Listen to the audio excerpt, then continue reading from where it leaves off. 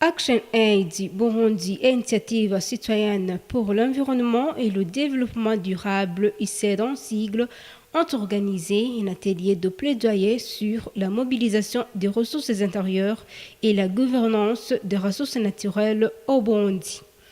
Dans cet atelier, les parlementaires, la société civile, les professionnels des médias ont pris part à 6 assises.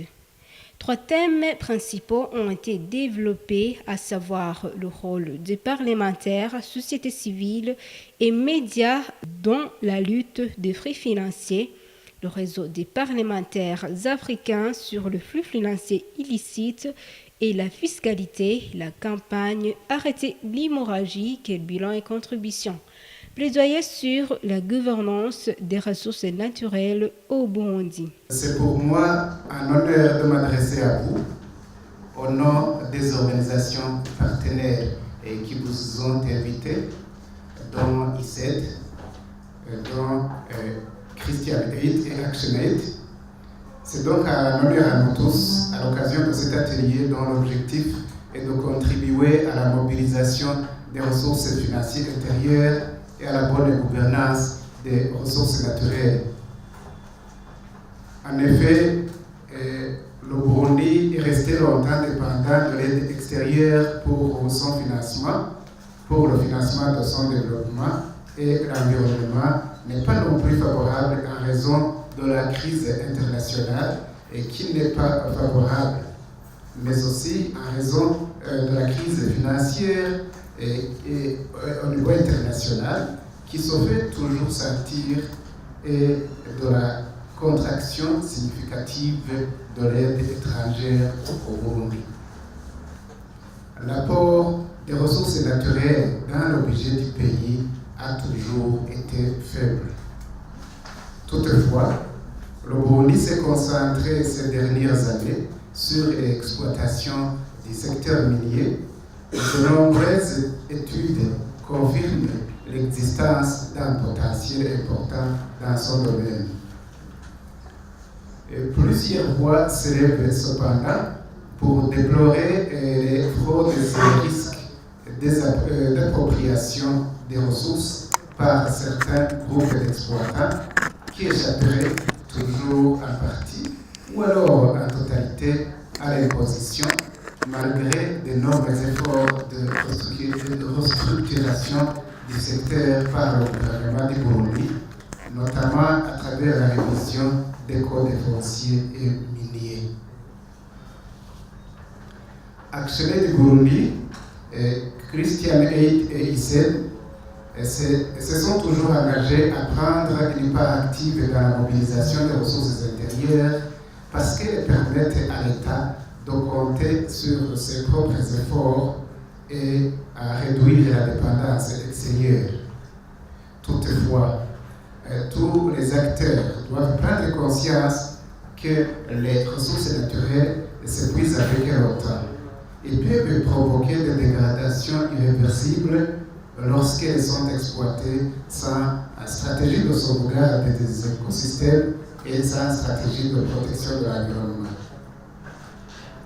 Par ailleurs, le Burundi, vous le savez, n'est pas un haut niveau de classement en matière de performance environnementale.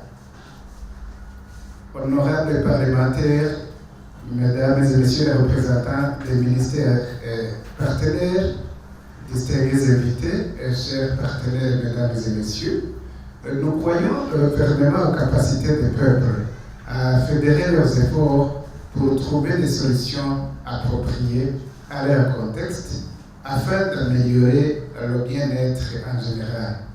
Ainsi, l'appui combiné d'ActionAid, de Christian Aid et de l'ICED aux présentes réflexions est une contribution à la recherche des solutions durables au financement du développement. Aujourd'hui, nous avons organisé une session de réflexion autour des flux financiers illicites et la gouvernance des ressources naturelles. Nous avons pris ce choix parce que nous constatons qu'il y a des richesses qui échappent au contrôle de l'État, qui sortent des pays sans que ça puisse passer par le trésor. Nous sommes dans un contexte où l'État a grandement besoin de ressources budgétaires parce que la crise financière internationale et la contraction de l'aide a fortement affecté les moyens de financement pour le développement, les financements qui sont consacrés au développement. Pour nous, donc, c'est une contribution que les trois organisations, à savoir ActionAid, ChristianAid et ICED, voudraient apporter aux efforts du gouvernement pour que l'État puisse mobiliser davantage des ressources financières internes, à la fois fiscales et des revenus aussi non fiscaux.